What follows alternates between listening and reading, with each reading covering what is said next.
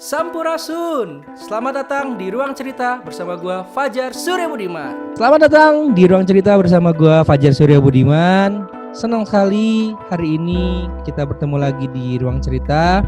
Di episode kali ini saya sudah kedatangan tamu melalui via udara, yang dimana beliau ini adalah seorang penyanyi dari salah satu ajang pencarian bakat. Kalau misalkan teman-teman tahu, kalau sedikit ada yang menuju puncak, nah itu dia. Nah, selain itu juga beliau ini adalah seorang pengusaha yang nanti gua akan mengulik apa nih usahanya beliau. Dan yang paling penting adalah beliau ini sekarang lagi giat bagaimana membantu teman-teman wirausaha dengan dengan caranya beliau, yaitu iklan rumahan. Penasaran gak seperti apa? Dan gue sudah tersambung melalui via udara dengan Bli Putu. Apa kabar? Halo Fajar. Sehat, kabar baik, sehat. Jadi teman-teman, awal pertemuan saya dengan Bli itu pada saat saya dikasih kesempatan oleh, kebetulan saya dengan Riosa, teman satu vokalis juga di Riba 3, sama-sama jadi juri waktu itu, dan kami kenalan. Akhirnya panjang cerita kami ketemu lagi pada saat beliau mengantarkan usahanya ke Riosa, dan kita ketemu lagi. Dan Bli, tolong dong, aku mau nggak berkenan di podcastku, dan akhirnya kita bertemu lagi melalui via udara. Yo, itulah kekuatan dari sosial media yang sesungguhnya. Betul. Ya, Bli, kalau boleh tahu nih kesibukan sekarang, dalam artian 3 bulan terakhir yang Bli lakukan, pasti dong kan job utama Bli adalah mungkin penyanyi gitu kan, yang memang kita sama-sama, pekerjaan utama saya penyanyi. Kita tahu sama-sama semua profesi mengalami dampak terkait pandemi COVID-19 ini. Tapi bagaimana seorang Bli Putu ini menyikapinya, dan hal apa sih yang mungkin bisa dibagikan ke teman-teman? Oh, hal ini loh yang gue lakukan, tapi mungkin itu belum dilakukan sama teman-teman yang lain. Oke, pertama pandemi ini kan kita tidak prediksi ya, datangnya tiba-tiba. Kita punya rencana di tahun 2020, tapi sebisa mungkin rencana itu semuanya, hampir semua kayaknya berubah seketika dengan adanya pandemi COVID-19 ini. Itu awal-awal sih gue yakin nggak cuman gue ya, tapi banyak sekali teman-teman yang dengan profesi yang sama dan profesi lainnya juga itu pasti bingung gitu, kaget dan ada yang panik juga gitu. Jadi gimana caranya kita beradaptasi di era pandemi ini gitu kan. Itu yang paling pertama yang membuat gue akhirnya memutar otak yang cukup cukup keras lah gitu ya. Okay. Jadi kebiasaan-kebiasaan lama yang sudah terbiasa dilakukan secara rutin akhirnya berubah semua, shifting, berbalik hampir 360 derajat mungkin. Untuk memulai suatu kegiatan-kegiatan baru yang awalnya hanya untuk mengisi waktu yang tiba-tiba kosong gitu. Sampai akhirnya tabungan mulai menipis, jadi memutar otak lagi untuk gimana caranya kegiatan-kegiatan baru ini bisa tetap menghasilkan income. Karena kan pekerjaan utama sudah tidak bisa dilakukan sementara ini. Iya, untuk sementara ini ya. Itu sih.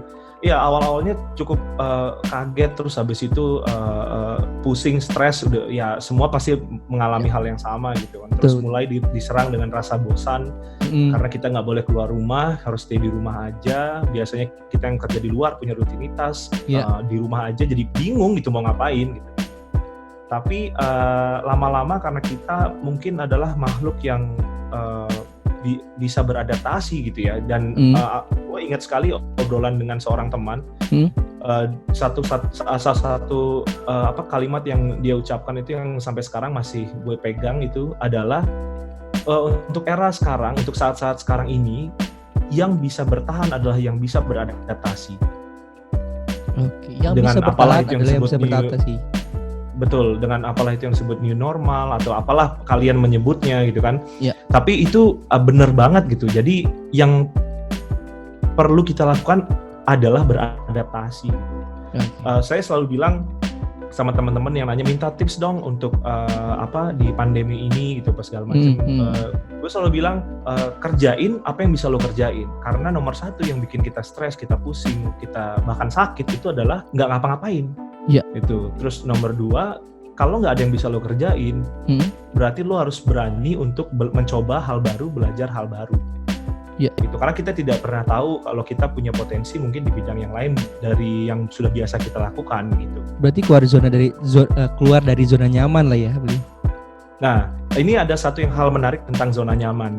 Gue sama sekali, gue dulu percaya dengan kalau kita mau sukses harus keluar zona nyaman. Ya. Tapi akhirnya gue sepanjang perjalanan hidup, gue menemukan bahwa gue sangat-sangat menikmati zona nyaman gue.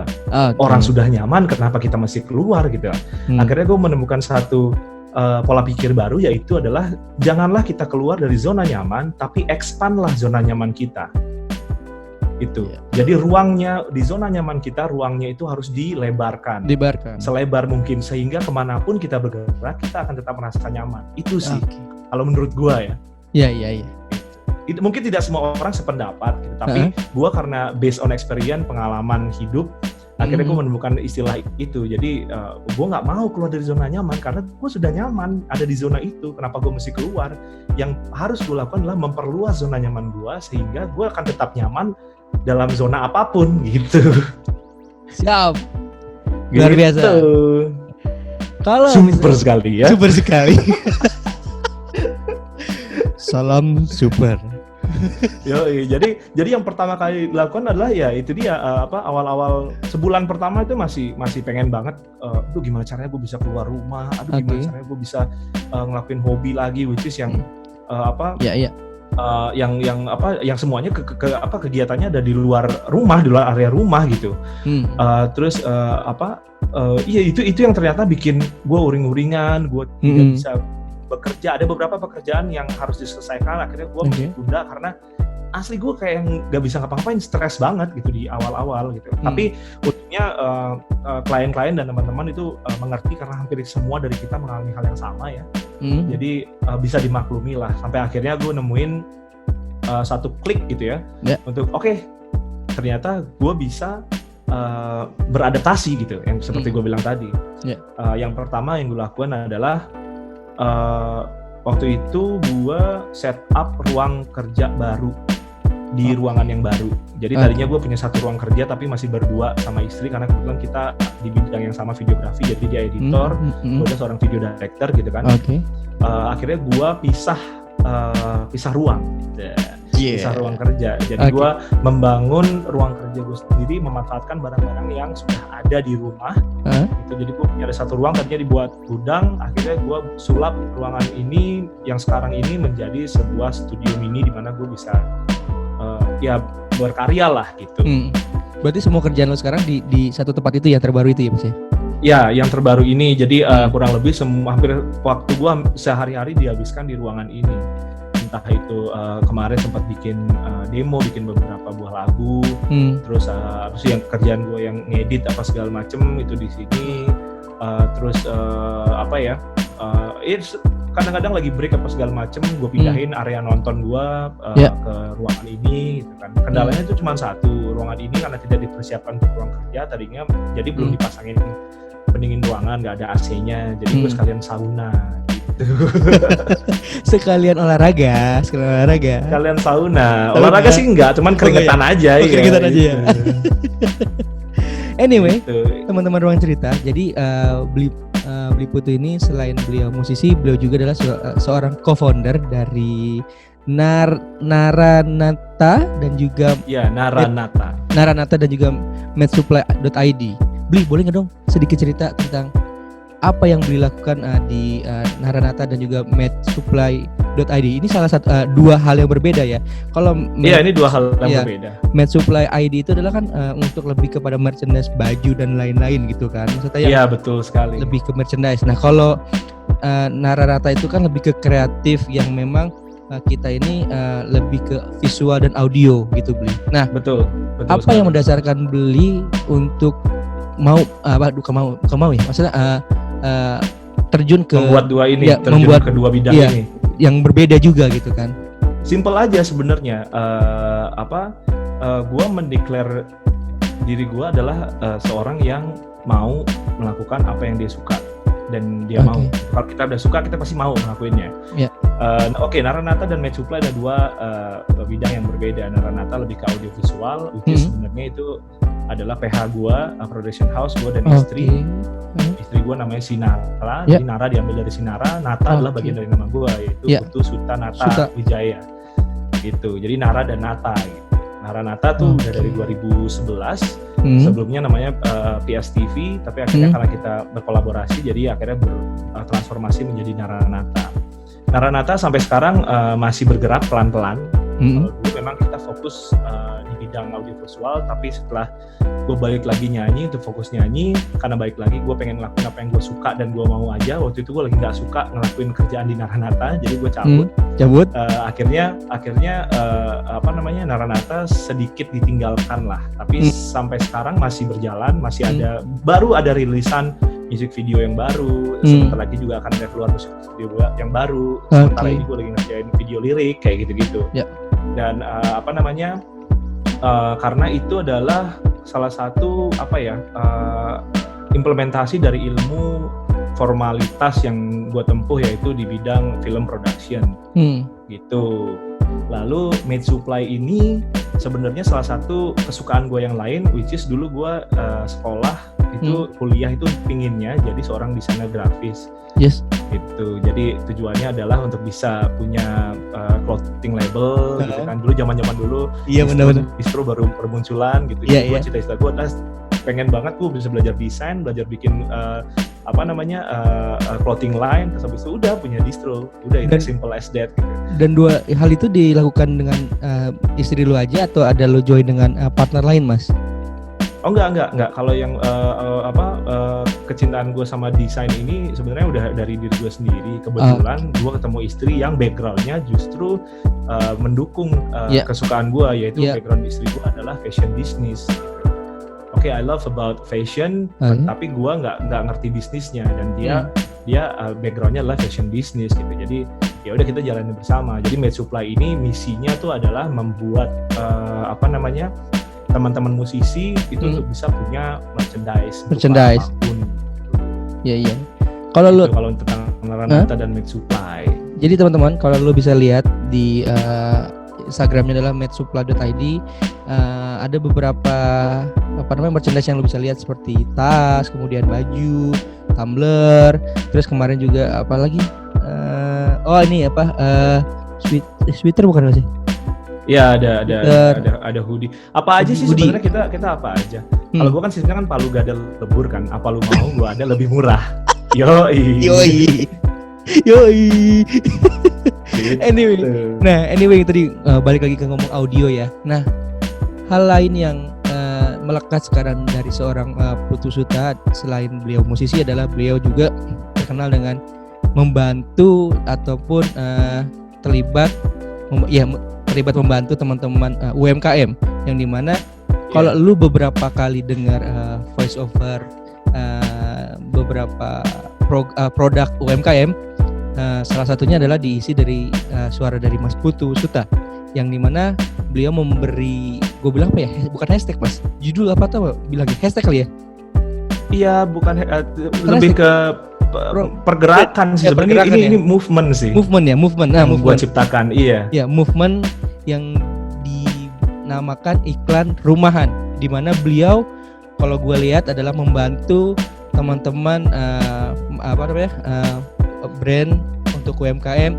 Kalau lu lihat di Instagramnya Beli Putu, beliau yang paling unik adalah pembayaran dilakukan setelah kali menerima hasil dan seikhlasnya. Nah, bisa diceritain? Ya ini awalnya iklan rumahan sebenarnya tidak sengaja gitu. Jadi di samping mencari alternatif lain untuk pemasukan di kala pandemi ini, karena pekerjaan utama gue yaitu nyanyi udah nggak bisa dilakukan. Beberapa kali sempat nyoba untuk virtual, manggung virtual, ngamen virtual gitu ya. Iya, yang kan, ini kan yang terakhir itu Mas ya, yang lu. Ya. Iya. Sempet lah pokoknya berapa kali live terus minta saweran secara virtual segala macem, kan teman-teman musisi yang lain juga banyak melakukan itu. Tapi kok kayaknya market gua nggak masuk ke situ. Oke. Sampai akhirnya ini udah ada studio segala macem, studio kecil segala macem. Lalu waktu itu ada kejadian sebelumnya gini. Sebelumnya akhirnya istri memutuskan untuk menjadi reseller sebuah brand minuman yaitu Healthy Cendol. Di mana gue memang penggemar cendol dan kebetulan kita lagi menjalani plant-based diet, kita lagi hidup sebagai seorang vegetarian. Jadi produk cocok sekali untuk kita jual karena kita senang gitu kan. Pada dasar kan itu kan. Nah lalu kita melihat bahwa produk yang kita jual ini memiliki branding yang kurang gitu, dalam artian ini oke, ini ada desain apa segala macem, tapi nggak ada video, belum ada videonya, belum waktu itu gue iseng untuk tes kabel mic baru karena gue baru ganti kabel mic baru. Gue iseng karena gue juga sehari-hari juga berprofesi sebagai talent di studio-studio audio post yang membuat iklan-iklan televisi dan radio. Tapi lebih banyak nyanyi. Ada beberapa yang memang gue sekalian untuk take VO, tapi itu sebenarnya bukan ranah gue. Iya. Gitu. Jadi memang ada talent VO yang lain, gue khusus sebagai talent musik dan nyanyi gitu kan. Akhirnya gue iseng lah membuat ibaratnya kayak sampel untuk diaplikasikan ke jualan gue sendiri. Berarti pertama kali cendol itu ya? Healthy Cendol itu ya? Iya, Healthy Cendol ini. Habis itu gue iseng, terus ternyata gue ngulik-ngulik, ternyata ada menemukan wah ini seru nih, gue lagi jadi bisa belajar sedikit animasi yang sederhana gitu. Akhirnya gue aplikasikanlah ke Healthy Cendol ini, lalu muncullah jargon Healthy Cendol, sehat dan endol gitu. Terus pas gue edit segala macam, gue sebarin ke istri gue pertama, dia lucu banget, suka banget, terus sampai akhirnya nyampe ke distributor gue. Istri lu bilang ini laki gue bukan gitu ya? Iya, dia mah udah paham lakinya. Udah paham ya. Gitu sampai ke distributor. Ternyata distributornya juga menyambut positif. Jadi lucu banget sih gitu, mau dong bikin gitu lagi. Terus akhirnya gue cobalah untuk posting ya kan. Setelah coba untuk posting, ternyata ada beberapa teman yang coba dong bikinin brand gue nih gitu. Yang pertama kali gue bikin itu, gue inget banget, itu adalah brand teman gue yang punya brand kopi. Gitu, teman gue yang punya brand kopi. Akhirnya dia punya footage, terus habis itu gue edit segala macem, gue kasih VO, bisa jadi, terus kayak yang wah seru juga nih. Terus habis itu ada teman yang main ke rumah bawain produknya dia juga, yaitu puding susu. Terus udah gue coba bikin lagi kan, yang ini berarti yang ketiga gue bikin lagi, gue kasih VO. Di bayangan gue sudah ada bentuk visualnya karena kan gue terbiasa kerja dengan visual dan juga audio kan. Jadi di bayangan gue tuh udah ada. Pas gue bikin segala macem, dia merasa kayak brandnya tuh jadi lebih value-nya lebih naik gitu. Jadi lebih ada value-nya gitu karena dia memiliki materi promo yang kualitasnya nggak kalah daripada iklan-iklan yang ada di TV. Menurut mereka. Nah di situ akhirnya kita bareng-bareng, jadi gue, istri gue tuh ngerasa kayak yang, kayaknya seru nih kalau bisa bikin kayak gini, cuman gimana cara ngejualnya ya, dalam tanda kutip gitu, karena goal kita sebenarnya memang mencari pemasukan tambahan, tapi di sini juga kita melihat kalau peluang ini tidak bisa serta-merta dijadikan pekerjaan utama gitu. Sampai akhirnya ya udah coba aja deh, kita saling membantu aja gitu. Karena kondisi kayak gini nih memang sedikit banyak tuh menggerakkan kayak gimana caranya sebenarnya bukan mencari untung, tapi untuk membuat industrinya tetap bergerak, ekonominya tetap bergerak. Jadi harus ada yang dilakukan, harus ada yang saling membantu. Gitu kan. Siapa lagi kalau bukan kita membantu teman-teman, dan begitu juga sebaliknya gitu. Dari hal-hal kecil, dari mereka punya produk apa kita beli gitu kan, mereka punya produk apa kita bantu untuk promo. Nah lalu gue menemukan banyak teman-teman yang melakukan misalnya jasa foto produk dengan gratis gitu kan. Terus ada yang bikinin video dengan gratis. Cuman ada satu part yang menghilang, yaitu tidak ada voice over. Karena voice over ini adalah salah satu elemen yang penting dalam sebuah iklan untuk bisa jualan dalam tanda kutip. Iya. Kalau menurut gue sih selain itu voice over juga menentukan orang melirik atau enggak sih kalau menurut gue ya. Iya nggak sih? Betul. Kalau Iya. konteksnya audio visual, Audio karena visual, audionya iya. itu pertama. Iya, Gitu. betul. Audio baru visual gitu. Iya. Nah, dan berbekal percaya diri kali ya, karena gue ada di industrinya. Itu adalah pekerjaan yang biasa gue lakuin. Gue punya basic formalitasnya, yaitu belajar advertising secara formal. Iya. Lalu gue juga seorang director iklan, membuat beberapa iklan. Gue juga pernah kerjasama dengan banyak agensi kayak gitu. Jadi kurang lebih flow-nya gue paham. Sekarang gimana caranya mengaplikasikan ke produk-produk teman-teman UMKM gitu. Nah, hal yang lu unik pertama kali lu dapet apa tuh Mas dari pertama kali munculin iklan rumahan tuh? Lebih ke ini sih, jadi kayak punya kegiatan baru gitu. Dan sementara itu yang sebenarnya gue cari gitu. Ini seru nih karena gue udah lama nggak ngelakuin hal ini secara bisa dibilang sukarela gitu. Kalau kemarin-kemarin kan gue kerjaan kan. Jadi dapat brief dari klien, dapat dapat brief dari agensi kayak gitu kan.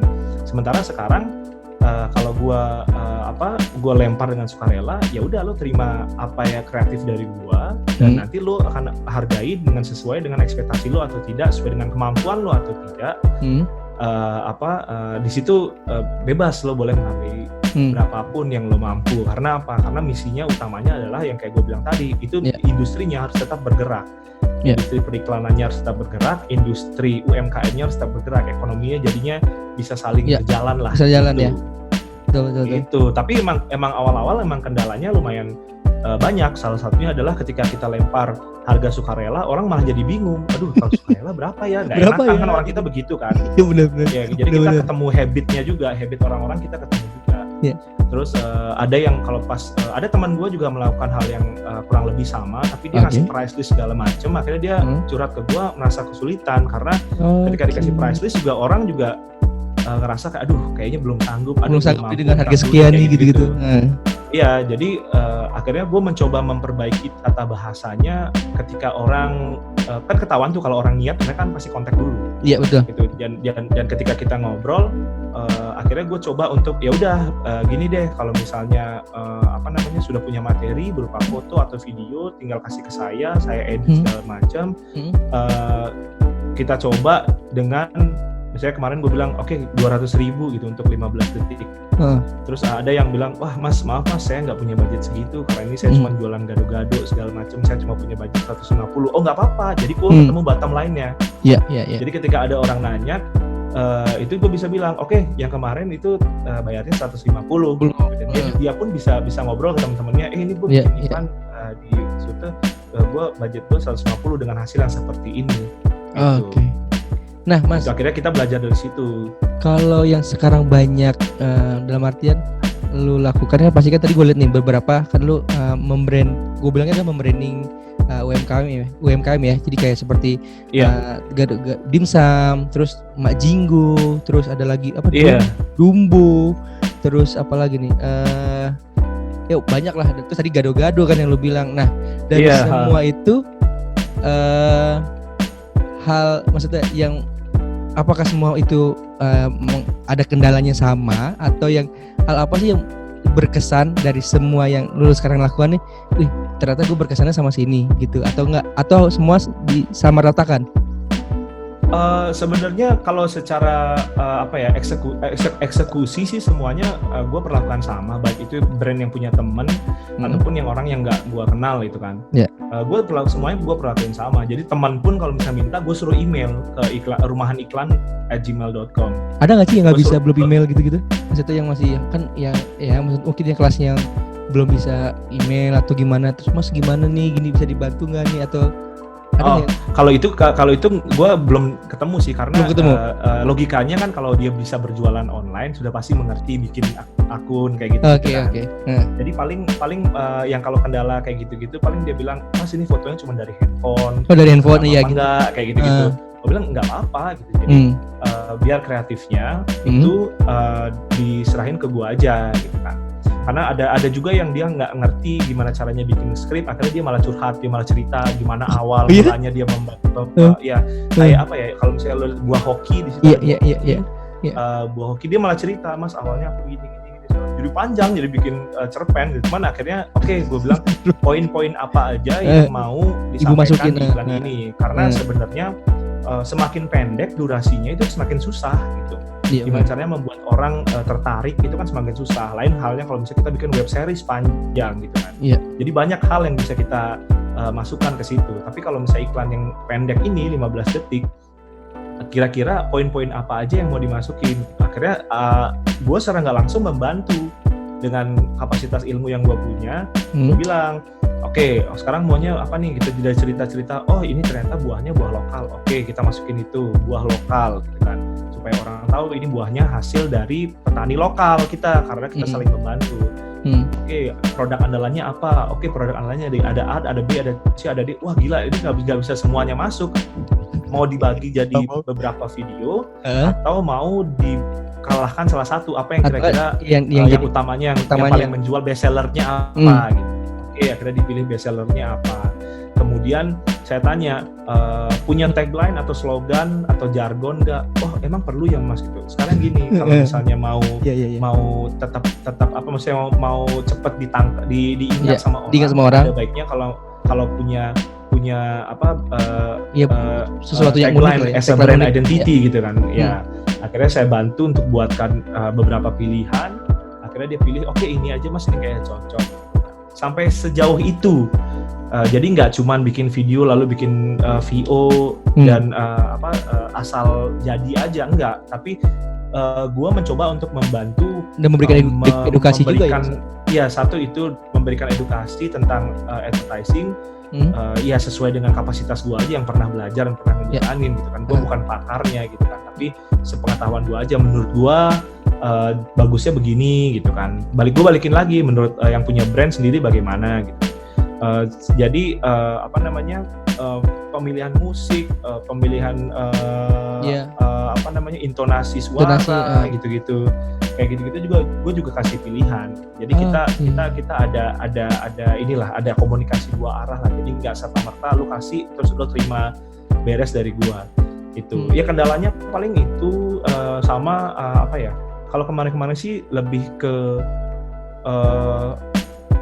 teknis kayak yang awal-awal gue bikinnya format IG story, dia minta bikin format feed, jadi gue bisa berubah segala macam sampai akhirnya gue berikan di syarat dan ketentuan, yaitu harus memilih mau format feed atau format IG story. Satu format aja ya. Satu format, atau kalau mau dua-duanya. Nah di situ adalah kalau misalnya oke gue mau feed sama story, oke kalau mau feed sama story baru nih ada harganya nih. Gitu. Jadi disitulah gue pasang harganya di situ. Tapi visi utamanya tetap membantu secara sukarela. Dan uniknya gue mendapatkan apresiasi yang berbeda-beda gitu. Itu salah satu yang keunikan yang gue jalanin iklan rumahan ini. Jadi ada yang ngasih fotonya bagus segala macem, tentu ternyata apresiasinya juga seperti yang gue harapkan. Gitu. Bahkan tapi ada juga yang menurut beberapa, kan gue selalu ngasih lihat kayak ke istri gue atau ke teman gue segala macam, ini gue bikinin baru gitu, kok kayaknya kurang deh, kayaknya nggak masuk deh sama brandnya segala macam. Tapi menurut gue karena kita ada obrolan kan, jadi kurang lebih bisa membaca karakter orangnya, orangnya bikin brandnya kurang lebih akan tercermin di brandnya gitu. Dan benar ketika gue kasih videonya, ya udah nggak apa-apa, ini gue mesti kasih karena apa? Kalau misalnya terlalu banyak revisi dan segala macam, jadi malah ketumpuk yang lain nggak kebagian nih, malah panjang gitu kan. Akhirnya udah gue kasih aja, nanti kalaupun dia minta revisi nanti biar feedbacknya belakangan. Setelah dikasih ternyata malah suka banget, malah apresiasinya malah lebih daripada yang gue harapkan gitu. Jadi uniknya di situ sih iklan rumahan ini. Udah hampir berapa banyak Mas produk yang udah lu buatkan iklan rumahan? Kalau ngitung sih kayaknya udah 20-an lebih ya, dari semenjak gue jalanin ini, berarti belum sampai sebulan. Iya bro, iya. Kayak kita ketemu kemarin. Ya hampir 3 mingguan. Hampir 3 mingguan lah. 3 minggu. Dan di situ juga gue nakar kan, dari awal pertama bikin itu gue nakar. Gue bilang sama teman gue, oke berapa lama tadi gue kerjain iklan lo?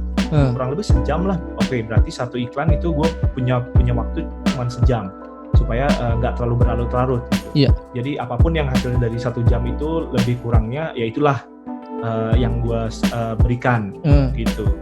Jadi supaya kuantitinya bisa jalan terus. Gitu.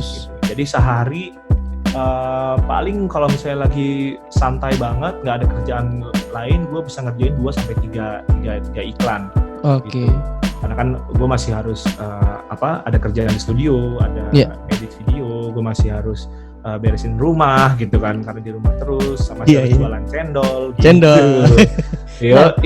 Yoi. Nah ntar abis ini kita ngomongin cendol. Tapi satu lagi pertanyaan gue, Mas, bagaimana lo membagi tadi gue bilang membagi waktunya?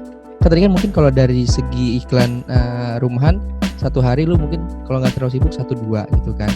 Tapi kalau misalkan 2-3 sih. 2-3. Tapi kalau lagi misalkan nih, apakah dengan kondisi lagi sibuk semua itu yang iklan rumahan lu tetap terima atau mungkin mungkin di minggu ini hanya gue terima 1 atau 2 atau lu tetap open aja gitu Mas? Kalau gue sih sebenarnya tetap open aja. Gue selalu promoin tiap hari. Bahkan ada beberapa temen yang setiap gue ngepost gitu di Twitter gitu, dia selalu retweet, dia selalu ngasih info. Yang lucu tuh kejadian tuh sempat ada orang nggak dikenal lewat Twitter nge-DM mau pinjem duit, Mas saya pinjem duit saya nggak kerjaan. Iya dia gue kan semenjak bikin iklan rumahan ini gue baru balik lagi main Twitter kan. Iya. Karena itu juga karena salah satu teman gue yang menyarankan coba lempar ke Twitter deh, karena Twitter kayaknya lebih worth kalau misalnya iklan rumahan. Oh ternyata memang banyaknya datangnya dari Twitter. Banyak dibantu juga gitu teman-teman untuk retweet di Twitter. Nah lucunya itu ada satu orang mau pinjam duit, terus karena gue juga tidak dalam kapasitas bisa meminjamkan duit, akhirnya gue bilang oke, gini aja, lo bantu gue untuk promosiin iklan rumahan. Kalau misalnya ada orang mau bikin iklan datangnya dari elo, taunya dari elo, gue akan kasih pinjam duit. Kalau misalnya dia membayarkan lebih, gue akan kasih lo kebutuhan lo, semuanya enggak. Jadi gue kasih minta gitulah. Gue beri kelas aja gitu. Kalau misalnya ada yang ini, dan ternyata ada. Oh ya? Iya, dan ternyata ada. Terus gue bilang, ini ada nih gitu kan, yang mau bikin gitu kan, nominalnya sesuai dengan yang lo butuh. Jadi gue bisa kasih lo. Gue nggak kenal tuh orang, gitu. Cuman kayak yang gue ngobrol ke bini gue agak gimana ya kan, ya maksudnya sekarang kan orang bisa menghalalkan segala cara untuk bisa dapat duit gitu kan. Maksud gue awalnya juga mikir kayak wah gila, ini orang enak banget ya datang cuma nggak kenal tapi minta duit. Cuman maksud gue kan ketika kita desperate ya udah lah kita tutup mata gitu kan. Dan gue cuman ya udah gue berharap apa yang gue lakuin ya karmanya baik aja, udah gitu aja. Udah akhirnya gue kasih, intinya gue kerjain itu iklan, dia orang kliennya bayar, terus gue kasih duitnya ke si orang ini. Sampai sekarang orang ini masih tetap bantuin gue retweet. Mas, insya Allah aku bantu retweet sehari 1, 2 atau seminggu lah. Duitnya nanti insya Allah habis lebaran minimal 3 bulan itu aku balikin. Gak apa-apa, udah santai. Yang penting lo niat balikin, lo niat bantuin gue, kita sama-sama saling membantu. Karena itu yang bisa kita lakukan di masa-masa seperti ini, itu yang paling berarti gitu. Sekecil apapun itu kan pasti itu berarti banget buat orang, kita nggak pernah tahu soalnya. Gitu. Salam super. Luar biasa sekali. Oke. Nah tadi kalau ngomongin tadi kan cendol nih sekarang nih kan istri lu. Cendol dawet. Gua kira lu tuh terinspirasi cendol tuh karena lagu almarhum Didi Kempot. Ternyata emang lu kan dan istri lagi memang mencoba untuk jadi vegetarian ya Mas tadi yang Mas. Iya vegetarian sih, kita plant-based diet dari tahun lalu. Nah kalau untuk sebelum kita ngomong itu apa nama ininya Mas Instagramnya, jadi buat teman-teman Ruang Cerita bisa kalau mau pesan kan bisa, emang di Instagram lu, tapi ada ini akun lagi nggak di itunya cendolnya? Ada untuk khusus untuk yang jualan makanan dan minuman ini sebenarnya istri gua yang menginisiasi. Itu namanya Serambi Kecil. Jadi spelling lama. Iya, Serambi Serambi KETJIL kecil. Oh ada Serambi Serambi kecil. Kecilnya kecil ejaan lama ya. Ejaan lama. Iya. Itu produknya ada 2, yang satu healthy cendol yang tadi gue ceritain, terus satu lagi tuh ada tahu. Semua itu produksi rumahan. Kebetulan gue cuma sebagai reseller, tapi kan untuk menjual suatu produk itu gue harus tahu dan harus ada product knowledge-nya dan harus suka juga kan. Gue udah cobain enak mas, nggak bohong enak. Gue cobain kemarin di Riosa cobain. Iya. Di Riosa bilang, Mas cobain ya, aku cobain. Wih enak beneran gak bohong. Langsung habis satu tegukan. Nah, itu dia. Gue juga percaya, maksudnya kan mungkin nggak semua orang penggemar cendol gitu kan. Tapi yang satu ini karena dibuat dari almond, dari susu. Almondnya kerasa banget sih. Terus abis itu cendolannya itu dari rumput laut, terus nggak pakai santan, nggak pakai susu juga, no dairy, jadi aman buat yang lactose intoleran. Terus sama organic brown sugar, ada kata-kata organik di situ. Makanya gue kayak yang wah ini plant based banget, ini vegan friendly, ini berani nih gue jual.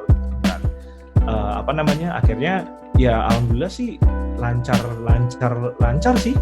Sampai akhirnya gue harus beli tas baru untuk sekedar nyetok nih cendol. Iya. Jadi waktu itu gue ketemu teman-teman cerita, waktu itu gue ketemu dengan beliau di belakang mobilnya tuh udah isinya cendol semua, satu kotak box gede itu, luar biasa. Yoi. Gak apa, jadi emang masa-masa seperti ini tuh membuat kita udah nggak usah gengsi lah, yang penting kita ngejalaninnya fun, ngejalaninnya sepenuh hati gitu. Pasti ada aja jalannya gitu kan. Tadinya gue sempat mikir gila kalau misalnya gue jualan makanan juga, gue jualan minuman juga, siapa yang mau beli, karena semua hampir semua teman berusaha yang sama. Gitu. Dari karena kan kita musisi mau ngapain lagi? Oke, ada yang punya privilege, punya alat rekaman apa segala macam. Oke, dia bisa produksi musik, dia bisa ngasih lesson secara online. Tapi kalau yang cuma ngandelin manggung kan nggak bisa apa-apa. Gitu. Banyak teman-teman yang akhirnya beralih shifting ke jualan makanan. Tadinya di awal gue ragu-ragu karena gue pikir siapa yang mau beli itu kan. Tapi ternyata setelah dijalanin, ternyata apa yang kita jual akan menemukan pasar sendiri gitu kan. Makanya penting banget yang namanya market search gitu. Jadi kita survei dulu, kita tahu pasar kita di mana, kita tahu ngejualnya ke siapa gitu. Jadi enak gitu, udah ngejalanin itu enak. Sama halnya dengan iklan rumahan. Kenapa? Yang disasar adalah UMKM, usaha kecil, usaha rumahan. Karena itu yang membutuhkan bantuan seperti yang gue kerjain ini, iklan rumahan. Beberapa sempat ada yang masuk ke iklan rumahan tapi memang usahanya udah bukan usaha rumahan gitu ya. Iya. Jadi gue tolak dengan sangat terpaksa, gue tolak. Nggak bisa kalau pakai sistem iklan rumahan yang bayarnya sukarela. Kalau misalnya dengan company, dengan yang udah company, ya gue harus kasih rate yang sesuai. Karena kan gue tidak mau menjadi, katakanlah dalam tanda kutip, pengerusak harga gitu di kalangan industri kreatif gitu. Jadi memang gue bikinnya semaksimal mungkin supaya kualitasnya mendekati atau seolah-olah terlihat seperti advertising yang proper shoot, proper executed gitu lah. Walaupun sekedar bikinnya di rumah aja, makanya bernama iklan rumahan kan gitu. Dan lucunya tuh ada satu yang datang bilang, nggak bisa Pak kalau misalnya bentuknya udah perusahaan gitu. Loh, tapi kan ini kan saya juga usaha rumahan gitu. Oh iya, usahanya jual rumah yang nggak bisa usaha rumahan, jadi usahanya lah jual rumah. Jadi jual properti. Gitu. Makasih loh. Ya nggak bisa lah gitu. Makasih loh Pak. Iya Bapak jual rumahan. Iya rumah. Iya, karena saya jual rumah, jadi saya mau bikin iklan rumahan. Oh, bener ya, tapi nggak bisa dengan sukarela gitu. Ada lucunya, ada banyak cerita lucu sih, salah satunya sih itu lucu banget sih. Ya ampun. Nah Mas, tadi kan mungkin kalau teman-teman nih mau beli dan lihat tadi di Serambi Kecil, tadi kan ada cendol ya. Itu kalau kita mau beli, apakah kita harus PO dulu atau misalkan kita nih yang di luar kota kan? Oh ya, beli ini kan tinggal di daerah Bintaro. Nah beli kalau misalkan di BSD. Di BSD. Nah beli saya kan misalnya di daerah Bogor nih, aku di Bogor. Atau misalkan ada yang di daerah di Depok. Nah itu bagaimana kita bisa dapetin itu? Apakah bisa via online? Maksudnya dikirim lewat Gojek online ataupun bisa pakai paket atau bagaimana beli? Sistemnya beli? Kalau untuk penjualan sih, karena kebetulan produknya ini namanya Healthy Cendol 18. Itu produksinya dari Bali. Kebetulan jaringannya sudah sangat luas. Jadi untuk yang di luar area distributor atau reseller itu bisa kerjasama dengan, kita bantu kerjasama dengan reseller yang dekat dengan area pembeli. Misalnya kayak Fajar gitu, gue di Bogor nih, ya udah, lo tetap beli lewat gue, nanti gue ordernya ke Healthy Cendol yang di Bogor. Gitu. Jadi ongkos kirimnya tidak terlalu mahal, karena kita ya, gitu. Entah itu Gojek atau Grab gitu. Nah, gitu sih, as simple as that. Berarti tapi nggak ada kemarin sempat ada yang minimum beli, order ya? Ada yang beli di Bandung juga. Oh ya? Nggak ada. Jadi, tapi kan gini kan, kalau misalnya order cuma satu botolnya harga 25.000. Kalau misalnya ngirim ke Bogor, yang paling dekat reseller Bogor kan mungkin order ongkos kirimnya aja udah bisa hampir 2 kali lipat. Sayang gitu. Jadi mendingan beli banyakan karena satu tidak pernah cukup. Mantap.